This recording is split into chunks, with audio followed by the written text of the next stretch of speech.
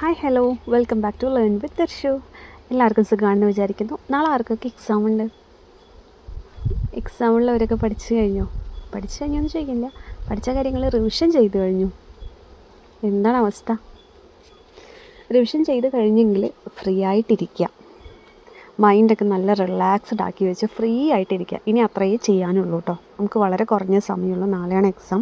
അതുകൊണ്ട് ഇനി വാരി വലിച്ച് പഠിക്കാനും ഒരുപാട് വീഡിയോസൊക്കെ കണ്ട് അവിടെ കുറേ നോക്കി ഇവിടെ കുറേ നോക്കി അവസാനം മൊത്തത്തിൽ ഒന്നുമില്ലാത്തൊരവസ്ഥയിൽ കൊണ്ട് എത്തിക്കരുത് ആരും. ഏകദേശം റിവിഷനൊക്കെ കഴിഞ്ഞെങ്കിൽ ഫ്രീ ആയിട്ടിരിക്കുക. ഇനി പഠിച്ച് കഴിഞ്ഞിട്ടില്ല, റിവിഷനും കഴിഞ്ഞിട്ടില്ല എന്നുള്ളവരാണെങ്കിൽ അവരും ഫ്രീ ആയിട്ട് തന്നെ ഇരുന്നോളൂ കേട്ടോ. ഈ കുറച്ച് സമയം കൊണ്ട് നമുക്ക് എന്തായാലും ഒന്നും ചെയ്യാൻ പറ്റില്ല. ഇനി നിങ്ങൾ ഒരുപാട് അവിടെ നിന്നൊക്കെ വാരി വലിച്ച് പഠിച്ച് കഴിഞ്ഞ് കഴിഞ്ഞാൽ നാളെ സംഭവിക്കാൻ പോണത് ആകെക്കൂടി എല്ലാം കൂടെ നമ്മുടെ തലയ്ക്കകത്തൊരു കുളമായി കിടക്കുന്നുണ്ടാവും. അപ്പോൾ അങ്ങനെയുള്ളൊരു അവസ്ഥ ഉണ്ടാവാതിരിക്കട്ടെ ആർക്കും. ഞാൻ പറയുകയാണെങ്കിൽ ഫ്രീ ആയിട്ട് പോയിട്ട് എക്സാം എഴുതിയിട്ട് വരിക. ഒരുപാട് നമ്മൾ ടെൻഷൻ അടിച്ചു കഴിഞ്ഞാൽ ഉറപ്പായിട്ടും കയ്യിലുള്ളത് എന്തായാലും പോവും. അതിന് ഏറ്റവും വലിയ ഉദാഹരണം ഞാൻ തന്നെയാണ്. എനിക്ക് അനുഭവമായിരുന്നു. കാരണം ഒരുപാട് എക്സ്പെക്റ്റ് ചെയ്തൊരു എക്സാമായിരുന്നു എന്നെ സംബന്ധിച്ച് LDC. എക്സ്പെക്റ്റ് ചെയ്തിട്ടുണ്ടായിരുന്നു, എക്സ്പെക്റ്റേഷൻ കൂടുതലായിരുന്നു. അതുകൊണ്ട് തന്നെ ആവേശത്തിൽ ഒരുപാട് നെഗറ്റീവ് എനിക്ക് കയറി വന്നു. ഞാൻ അങ്ങനെ എക്സാംസിന് ഞാൻ പൊതുവേ നെഗറ്റീവ് അധികം ഞാൻ അടിക്കാറില്ല. മാക്സിമം ഞാൻ എനിക്കറിയുന്ന കാര്യങ്ങൾ മാത്രം എഴുതി വരാറുള്ള ആളാണ്. പക്ഷേ എൻ്റെ ജീവിതത്തിൽ ആദ്യമായിട്ടാണ് ഞാൻ ഇത്രയധികം നെഗറ്റീവ് ഒരു എക്സാമിൽ നെഗറ്റീവ് വരുന്നത്. ഒരു ആവേശത്തിൻ്റെ പുറത്തും പിന്നെ ഒരു ആക്രാന്തത്തിൻ്റെ പുറത്തും ചെയ്തതാണ്. അത് പക്ഷേ വലിയ അബദ്ധമായി എന്നുള്ളത് എനിക്ക് മനസ്സിലായി. വലിയൊരു അബദ്ധം തന്നെയാണ്. അപ്പോൾ അത് നിങ്ങൾ ആവർത്തിക്കാതിരിക്കുക. ഒരിക്കലും നെഗറ്റീവ് മാക്സിമം കുറയ്ക്കാൻ നോക്കുക. നമുക്ക് അറിയുന്ന കാര്യങ്ങൾ എഴുതുക, ഡൗട്ട് വരുന്ന കാര്യങ്ങൾ ഒഴിവാക്കുക, മാക്സിമം ഒഴിവാക്കുക.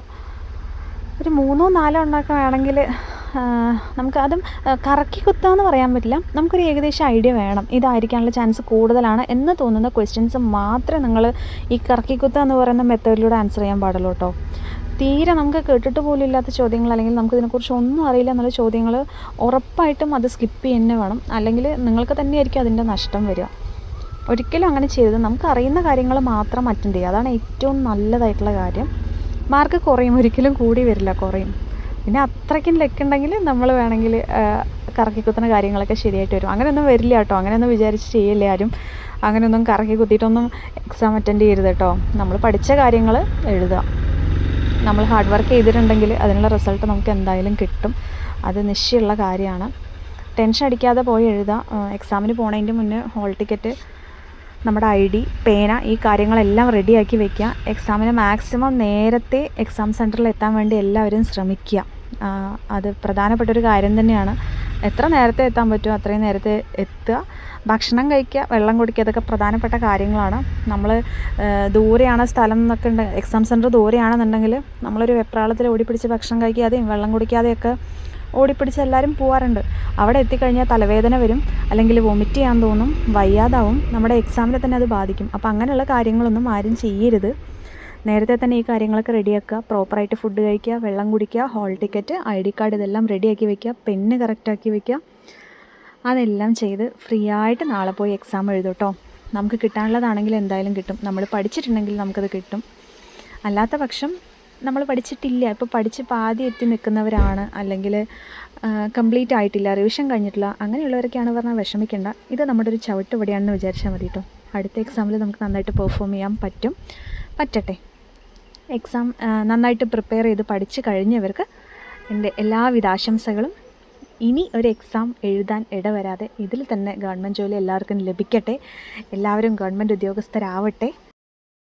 അപ്പോൾ പഠിക്കണമെന്ന് നിർബന്ധമുള്ളൊരു അത്യാവശ്യ കാര്യങ്ങൾ മാത്രം പഠിക്കുക. അതായത് ഹോട്ട് ടോപ്പിക്സ് നിങ്ങൾ നോക്കിയിട്ടുണ്ടാവുമല്ലോ അല്ലേ. മുന്നത്തെ ക്വസ്റ്റ്യൻ പേപ്പറും അതിൻ്റെ റിലേറ്റഡ് ഫാക്ട്സ് ഒക്കെ നോക്കി വെച്ചിട്ടുണ്ടാവുമല്ലോ.